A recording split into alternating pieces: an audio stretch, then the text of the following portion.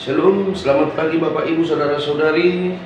Saat ini kita kembali lagi bertemu dalam renungan harian dari HKBP Resort Surabaya pada hari Jumat 26 April 2024. Sebelum kita mendengarkan firman Tuhan, terlebih dahulu kita berdoa. Kembali kami mengucap syukur kepadamu Bapa di surga atas segala kebaikan-Mu, kasih setia-Mu yang kami terima, di mana saat ini kami sungguh bersuka cita Tuhan, karena Tuhan masih memberikan napas kehidupan dan juga kesehatan bagi kami. Ya Bapa, sebelum kami memulai aktivitas kami terlebih dahulu mendengarkan firman-Mu, karena kami yakin dan percaya firman-Mu adalah pelita bagi hidup kami. Terima kasih Yesus. Amin. Bapak Ibu Saudara-saudari yang saya kasihi di dalam Kristus Yesus, firman Tuhan yang menyapa kita pada pagi hari ini tertulis dalam Kitab Titus pasal 2 ayat 11. Titus pasal 2 ayat 11. Karena kasih karunia Allah yang menyelamatkan semua manusia sudah nyata. Karena kasih karunia Allah yang menyelamatkan manusia, semua manusia sudah nyata. Ainung ngatarida asini rohani dibata siwahin haduauni saluhud jalma. Demikian pembacaan firman Tuhan. Bapak Ibu Saudara-saudari yang saya kasihi dalam Kristus Yesus, ada sebuah ilustrasi di mana seorang anak yang sedang bermain-main dan tanpa diduga ketika dia bermain-main kecelakaan menimpa hidupnya. Dia terjatuh dan mengakibatkan dia tidak bisa melihat, buta, dan selama dalam proses perobatan dia begitu sungguh bergumul dan bahkan sering menangis karena dia sangat menyesali kejadian tersebut. Lalu ayahnya yang tidak tahan melihat keadaan anaknya itu, dia berinisiatif di dalam hatinya untuk membantu anaknya tersebut. Dan benar saja Bapak Ibu Saudara-saudari, dengan tidak ada unsur paksaan dari siapapun, tetapi hanya kasih, didorong oleh kasih dari seorang ayah kepada anaknya, ayahnya tersebut memberikan matanya untuk anaknya. Biarlah ayahnya yang menjadi buta, tetapi anaknya itu bisa melihat kembali dan kebahagiaan akan menjadi miliknya. Itulah akhir dari kisah ilustrasi tersebut. Bapak Ibu Saudara-saudari, pemberian mata oleh ayah kepada anak tersebut, itulah sungguh pemberian yang tidak bisa digantikan dengan apapun. Dan kira-kira demikianlah kasih karunia.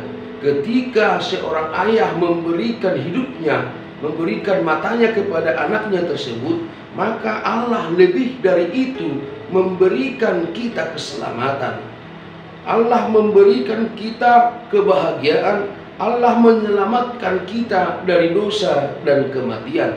Dan kasih Allah itu, kasih karunia Allah itu telah dinyatakan melalui anaknya Tuhan Yesus Kristus. Dan itu hendaknya yang mau Titus pegang, dan itu yang mau Titus percayai, bahwa pergumulan Titus ketika dia melayani, yaitu pengajaran-pengajaran palsu atau pengajaran-pengajaran yang sesat yang mengatakan bahwa orang di luar dari Yahudi harusnya bersunat.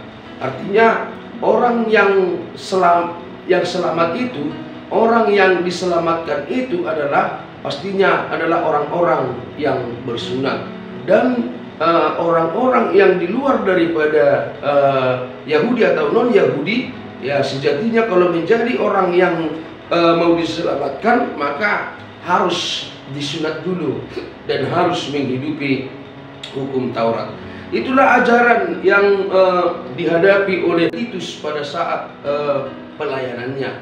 Dan untuk menguatkan Titus, untuk menambah bekal, menambah ilmu, atau mungkin juga Paulus memperbekali dia supaya bagaimana dia tidak dikalahkan oleh pengajaran-pengajaran sesat ini, tetapi yang mau Paulus inginkan adalah bagaimana Titus mengalahkan pengajaran sesat itu. Maka Paulus menyatakan kepada Titus melalui suratnya bahwa karunia Allah itu sudah nyata, karunia kasih Allah itu sudah nyata, yaitu melalui Yesus Kristus. Yesus Kristus itu tidak bisa dibayarkan dengan apapun, dan Yesus Kristus itulah yang mempersatukan. Sehingga dengan datangnya Yesus Kristus, maka sunat tidak harus diwajibkan lagi, dan tidak ada lagi pengkotak-kotakan Yahudi non-Yahudi, tetapi semua kedatangan Yesus Kristus adalah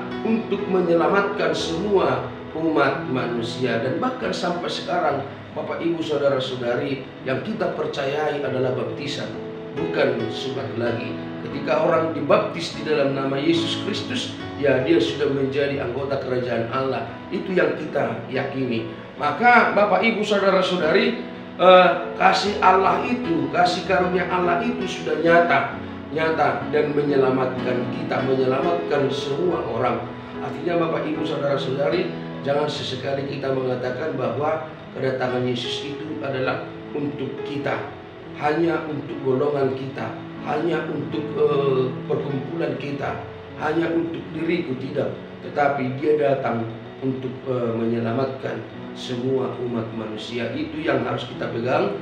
Maka sebagai sesama umat manusia, bagaimana kita harus menunjukkan sikap yang baik, menunjukkan kepedulian yang baik, memiliki karakter kekristenan yang kuat, yang baik, sehingga kita bisa menjadi contoh, menjadi tiruan bagi orang banyak.